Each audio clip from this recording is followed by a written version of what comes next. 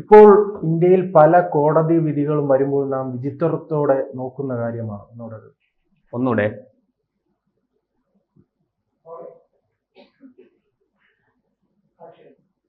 ഇന്ത്യയിൽ പല കോടതികളിൽ നിന്നും വരുന്ന വിധികൾ അത്ഭുതപ്പെടുത്തുന്നതാണ്. ഇപ്പോൾ ഏറ്റവും അവസാനം വന്നു നിൽക്കുന്നത് പാകിസ്ഥാൻ അനുകൂലമായി സംസാരിച്ചാൽ സിന്ദാബ എന്ന് വിളിച്ചാൽ പ്രശ്നമില്ലെന്നാണ് പറയുന്നത്. ഹിമാചൽ പ്രദേശ് ഹൈക്കോടതിയുടെ ഒരു നിരീക്ഷണമാണ് ഇപ്പോൾ പുറത്തു വന്നിരിക്കുന്നത്. അത് പല സ്ഥലത്തും അത് വിവാദമായിട്ടുണ്ട്. കോടതികൾക്ക് എപ്പോഴും ഒരു നിയമലംഘനം നടന്നിട്ടുണ്ടോ എന്നാണ് കോടതികൾ പരിശോധിക്കുന്നത്. നമ്മൾ വകുപ്പുകളും ചട്ടങ്ങളും ഉണ്ട്, നിയമങ്ങളുണ്ട്. ആ നിയമം നമ്മൾ നടപ്പാക്കുമ്പോൾ, ഒരു പ്രവൃത്തി നമ്മൾ എടുക്കുമ്പോൾ, ആ ഏത് നിയമം അനുസരിച്ചാണോ, ഏത് വകുപ്പും ചട്ടവും അനുസരിച്ചാണോ നമ്മൾ പ്രവർത്തിക്കുന്നത്, അത് ലംഘിക്കപ്പെട്ടോ എന്നാണ് കോടതികൾ പൊതുവായിട്ട് നോക്കുന്നത്. അപ്പോൾ ആ നിയമലംഘനത്തിനാണ് നമുക്ക് തുടർ നടപടികൾ പുരോഗമിക്കുന്നതും അത് നേരിടേണ്ടി വരുന്നതും ഒക്കെ. അപ്പം നിയമലംഘനങ്ങൾക്കെതിരെയാണ് കോടതി വിധി വരുന്നത്. ഇവിടെ ഹിമാചൽ പ്രദേശ് ഹൈക്കോടതി ഇങ്ങനെ നിരീക്ഷിക്കാൻ കാര്യം ഒരാളിൻ്റെ ജാമ്യ ഹർജി പരിഗണിക്കുമ്പോഴായിരുന്നു. അത് ഒരു സുലൈമാൻ എന്ന് പറയുന്ന ഒരാൾ നരേന്ദ്രമോദിയുടെ ഒരു ചിത്രം വെച്ച് പാകിസ്ഥാൻ സിന്ദാബാദ് എന്ന് പറഞ്ഞിട്ട് ഒരു പോസ്റ്റ് ഇട്ടു. അതിനെ ഭാരതീയ ന്യായ സംഹിത BNS 152 വെച്ച് മതസ്പർദ്ധ ഉണ്ടാക്കുന്ന വകുപ്പൊക്കെ ചുമത്തി കേസെടുത്തു. കേസെടുത്തപ്പോൾ അയാൾ ജാമ്യത്തിനായിട്ട് ഹൈക്കോടതി പോയി. കാരണം ഇതിവിടെ കീഴ്ക്കോടതിയിൽ നിന്ന് ജാമ്യം കിട്ടില്ല. അപ്പോൾ ഹൈക്കോടതി ചെന്നപ്പോൾ ഹൈക്കോടതി അത് അയാൾക്ക് ജാമ്യം കൊടുത്തു. കാരണം അത് ഈ പറഞ്ഞതുപോലെ മതസ്പർദ്ധയോ രാജ്യദ്രോഹ കുറ്റമോ ഒന്നുമല്ല എന്ന് കോടതി നിരീക്ഷിച്ചിട്ടുണ്ട്. കാരണം നമ്മുടെ രാജ്യത്തിനെതിരായി പ്രവർത്തിക്കുന്ന, രാജ്യത്തിന് ദോഷം വരുന്ന രീതിയിൽ, രാജ്യത്തിന് അപകടം വരുത്തുന്ന രീതിയിൽ നമ്മൾ വിദേശ രാജ്യങ്ങളുമായിട്ട് മറ്റ് രാജ്യങ്ങളുമായിട്ട് ചേർന്ന് പ്രവർത്തിക്കുന്നതിനെയാണ് രാജ്യദ്രോഹ കുറ്റവും ഇതുപോലെ മതസ്പർദ്ധ വകുപ്പൊക്കെ വരുന്നത്. അങ്ങനെയൊക്കെയാണ്. മതസ്പർദ്ധ വരുന്നത് വാസ്തവത്തിൽ രാജ്യങ്ങൾ തമ്മിലുള്ള വിഷയം കൊണ്ടല്ല, എങ്കിലും അതും രാജ്യദ്രോഹത്തിലേക്ക് ചെന്നെത്താം. മറ്റേതെങ്കിലും ഒരു രാജ്യത്തിന് വേണ്ടി നമ്മുടെ നാട്ടിൽ കലാപം ഉണ്ടാക്കാൻ ശ്രമിക്കുക, മതത്തിൻ്റെ പേരിൽ കലാപം ഉണ്ടാക്കാൻ ശ്രമിക്കുമ്പോൾ തീർച്ചയായിട്ടും മതസ്പർദ്ധ ഉണ്ടാകുന്ന വകുപ്പും അതിനകത്ത് വരും. അപ്പോൾ ഇവിടെ കോടതി നിരീക്ഷിച്ചിരിക്കുന്നത് ഇതുകൊണ്ട് ഈ ഒരു പ്രധാനമന്ത്രിയുടെ ചിത്രം വെച്ചിട്ട് അതിൽ പാകിസ്ഥാൻ സിന്ദാബാദ് എന്ന് പറയുന്നത് കൊണ്ട്, സിന്ദാബാദ് എന്ന് പറഞ്ഞായിരുന്നു കാശ്മീരിൽ കല്ലെറിയുന്നത്. അതിലേക്ക് വരാം. അപ്പോൾ ഈ കോടതിയുടെ നിരീക്ഷണമാണ് ഞാൻ പറയുന്നത്. ഈ കോടതി പറഞ്ഞിരിക്കുന്നത്, അങ്ങനെ പറയുന്നത് ഈ പറയുന്നത് പോലെ നമ്മുടെ രാജ്യത്തിൻ്റെ അഖണ്ഡതയ്ക്കോ ഐക്യത്തിനോ പരമാധികാരത്തിനോ ഒന്നും ഒരു വെല്ലുവിളിയല്ല.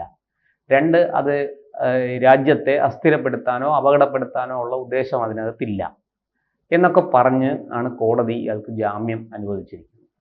അപ്പോൾ അതിൻ്റെ മെറിറ്റിനെ കുറിച്ച് നിയമവിദഗ്ധർക്കിടയിൽ പല അഭിപ്രായങ്ങളുണ്ട്.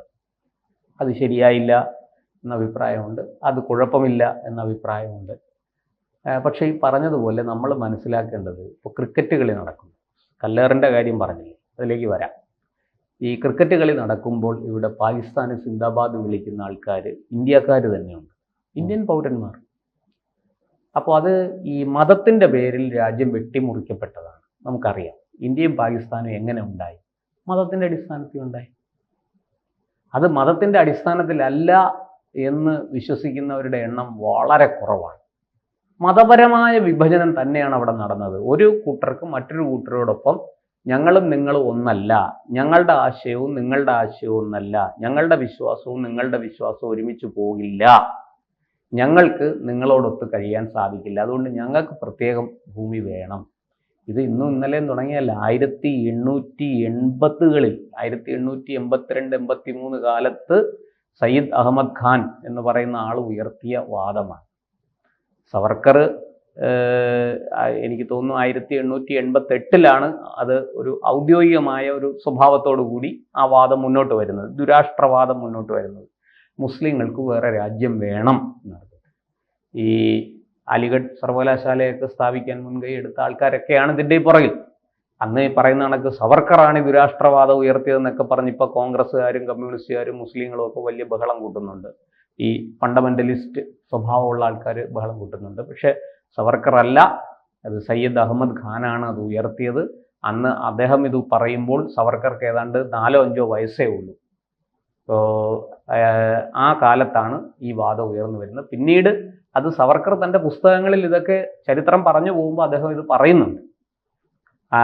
അങ്ങനെ അദ്ദേഹം പറഞ്ഞ വളരെ പ്രസിദ്ധമായൊരു വാക്യമുണ്ട്. മുസ്ലിങ്ങളോടും ഹിന്ദുക്കളോടും എല്ലാം ആണ് അദ്ദേഹം പറയുന്നത്. ബ്രിട്ടീഷുകാർക്കെതിരായ യുദ്ധത്തിൽ നിങ്ങൾ കൂടെ വരുമെങ്കിൽ സന്തോഷം, നമുക്ക് ഒരുമിച്ച് പോവാം. നിങ്ങൾ വന്നില്ലെങ്കിൽ ഞാൻ നിങ്ങളില്ലാതെ പോകും. ഞാൻ എന്തായാലും മുന്നോട്ട് പോകും.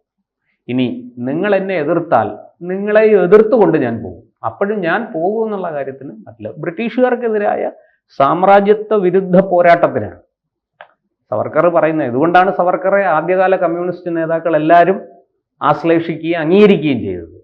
പക്ഷെ അത് ഇന്നിപ്പോൾ സവർക്കർ ഒരു മുസ്ലിം വിരുദ്ധ ഐഡന്റിറ്റിയിൽ നിൽക്കുന്ന ഒരാളായതുകൊണ്ട് അവർക്ക് അതിനെ ആ രീതിയിൽ ഉപയോഗപ്പെടുത്തുന്നു.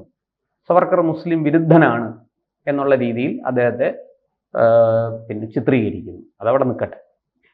അപ്പോൾ അങ്ങനെ ഇതൊക്കെയാണ് ഇതിൻ്റെ ഒരു പശ്ചാത്തലം, ഈ രാഷ്ട്ര വിഭജനത്തിൻ്റെ പശ്ചാത്തലം.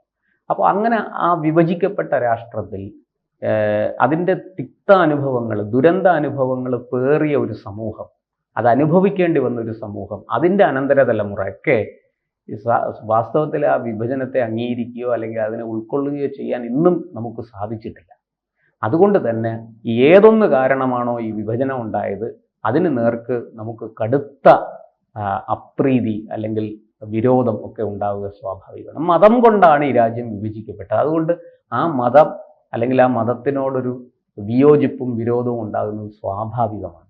ഇത് അങ്ങോട്ടും ഇങ്ങോട്ടും രണ്ട് ഭാഗത്തും ഇതുണ്ട്. ഇത് മുൻനിർത്തിയാണ് നമ്മൾ ഈ പാകിസ്ഥാൻ സിന്ദാബാദ് വിളിയെയും വിശകലനം ചെയ്യുന്നതും വിലയിരുത്തുന്നതും. അപ്പോൾ ഇന്ത്യ വിഭജിക്കപ്പെടാനുണ്ടായ കാരണത്തിനെ ആൾക്കാർ അതിൻ്റെ പേരിൽ ജയഘോഷം മുഴക്കുമ്പോൾ ഒരു വലിയ വിഭാഗത്തിന് സ്വാഭാവികമായിട്ടും അവരുടെ ക്ഷമ നശിക്കും. അവർക്ക് അതിശക്തമായ വിരോധവും വിയോജിപ്പും വിദ്വേഷവും ഉണ്ടാകും അതിൽ നിന്ന്. അതുകൊണ്ടാണ് ഇന്ത്യക്കുള്ളിൽ നിന്ന് പാകിസ്ഥാൻ സിന്ദാബാദ് എന്നൊരു ഒരു ശബ്ദഘോഷം ഉണ്ടായാൽ അതിനെതിരെ ശക്തമായ എതിർപ്പ് ഉയരുന്നത് അതുകൊണ്ടാണ്. അപ്പോൾ പാകിസ്ഥാനെ സിന്ദാബാദ് വിളിച്ച എന്താ കുഴപ്പം പലരും ചോദിക്കുന്നത് കേട്ടിട്ടുണ്ട്. അതിന് ഇത്രയേ ഉള്ളൂ കാരണം. പാകിസ്ഥാനല്ല, നിങ്ങൾക്ക് അമേരിക്കയ്ക്ക് വേണമെങ്കിലും സിന്ദാബാദ് വിളിക്കാം, കുഴപ്പമൊന്നുമില്ല. അതായത് എൻ്റെ അച്ഛനേക്കാൾ മികച്ചത് അപ്പുറത്തെ വീട്ടിലെ അച്ഛനാണ് എന്ന് ഒരാൾക്ക് പറയാനുള്ള സ്വാതന്ത്ര്യമുണ്ട്. അത് പറയുന്നത് അത് അവരവരുടെ സംസ്കാരത്തിനും പാരമ്പര്യത്തിനും ഒക്കെ അനുസരിച്ചാണ്. എൻ്റെ അച്ഛൻ കൊള്ളൂല, കാണാൻ മെനയില്ല, വൃത്തിയില്ല, വിദ്യാഭ്യാസമില്ല, അറിവില്ല, കൂലിപ്പണിയാണ്. അതുകൊണ്ട് അപ്പുറത്തെ വീട്ടിലെ അച്ഛൻ വളരെ കെങ്കേമനാണ്, നല്ല ടിപ്പ് ടോപ്പ് സിമ്പിളക്കുട്ടപ്പനാണ്. അതുകൊണ്ട് ആ അച്ഛന് ജയഘോഷം മുഴക്കുന്ന ആ വകതിരിവ് മാത്രം ഇവിടെയും കാണിച്ചാൽ മതി, അത്രയേ ഉള്ളൂ. അപ്പോൾ അങ്ങനെ ഈ പാകിസ്ഥാന് ജയഘോഷം മുഴക്കി എന്ന് പറഞ്ഞ് ഇവിടെ സൂര്യൻ ഉദിക്കാതെ ഒന്നും ഇരിക്കില്ല, ഇവിടെ ഒരു കാര്യവും നടക്കാതിരിക്കുകയൊന്നുമില്ല. പക്ഷേ അതിനിങ്ങനെ ആശയപരമായ ഒരു പശ്ചാത്തലമുണ്ട്. അത് ഈ വിഭജനവുമായി ബന്ധപ്പെട്ട് വിഭജനത്തിൻ്റെ ദുരന്തം അനുഭവിക്കേണ്ടി വന്ന മനുഷ്യരും അവരുടെ അനന്തര തലമുറയുമാണ് അതിനെ എതിർക്കുന്നത്. അതിനെ ആ സ്പിരിറ്റിൽ ഉൾക്കൊള്ളാൻ നമ്മൾ പഠിക്കണം. ഇവിടെ ഇപ്പോൾ ഈ പറഞ്ഞതുപോലെ ഇങ്ങനൊരു പടം വെച്ച്, നരേന്ദ്രമോദിയുടെ പടം വെച്ച് അതിൽ പാകിസ്ഥാൻ സിന്ദാബാദ് എന്നൊക്കെ എഴുതി പോസ്റ്റ് ചെയ്യുമ്പോൾ സ്വാഭാവികമായിട്ടും ജനങ്ങൾ പ്രതിഷേധിക്കും. ആ പ്രതിഷേധം നമുക്കറിയാം. ഏറ്റവും ഒടുവിൽ പഹൽഗാമിൽ പോലും ഈ ക്രൂരകൃത്യം അരങ്ങേറിയത് മതത്തിൻ്റെ പേരിലാണ്. അതും അതിർത്തി കടന്നു വന്ന പാക് മണ്ണിൽ നിന്ന് ഉയർന്നു വന്നതാണ്. അതിന് നമ്മൾ കനത്ത തിരിച്ചടി കൊടുക്കുകയും ചെയ്തു. ഈ പശ്ചാത്തലത്തിൽ വേണം ഇതിനെയൊക്കെ കാണാൻ. അല്ലാതെ ഇതിനെ ഞാൻ വലിയ സാർവലൗകിക മറ്റേ രവീന്ദ്രനാഥ് ടാഗോറിൻ്റെ കവിത പോലെ ഇവിടെ നിർഭയമാകുന്നു മാനസം, എവിടെ നിൽക്കുന്നു ശീർഷം സനാതനം എന്നൊക്കെ പാടാം. എവിടിടുങ്ങിയ തുണ്ടുകളാകുന്നു അവനീ രാഷ്ട്രം അതിലിൻ നിരകളാൽ എന്നൊക്കെ നമുക്ക് പാടാം. ഭൂമി ഇങ്ങനെ തുണ്ടായിട്ട് തിരിച്ച് അതിർത്തിയൊക്കെ കിട്ടുന്നത് ശരിയല്ല, അത് മാനവികതയ്ക്കെതിരാണ് എന്നൊക്കെ നമുക്ക് പാടാൻ കൊള്ളാം. പക്ഷെ അടി വരുമ്പം അത് കൊള്ളാനും കൂടി തയ്യാറായിക്കൊള്ളണം. അത്രയേ ഉള്ളൂ. അടി ഇങ്ങോട്ട് വരുമ്പോൾ അത് കൊള്ളാനും കൂടി തയ്യാറായിക്കൊള്ളണം. ആ പശ്ചാത്തലത്തിൽ വേണം ഇതിനെയൊക്കെ വിശകലനം ചെയ്യാൻ. അതുകൊണ്ട് ഹിമാചൽ പ്രദേശ് കോടതി പറഞ്ഞത് അതിനകത്തൊരു നിയമലംഘനമില്ല എന്നുള്ളതാണ്. പക്ഷെ അത് അവിടുത്തെ ജനങ്ങളുടെ മനസ്സിനേൽപ്പിക്കുന്ന, പ്രത്യേകിച്ച് ഹിമാചൽ പ്രദേശ് എന്നൊക്കെ പറയുന്നത് ഈ ഇന്ത്യ പാക് അതിർത്തിയോട് അത്രയും ബന്ധപ്പെട്ട് കിടക്കുന്ന ഒരു പ്രദേശമാണ്.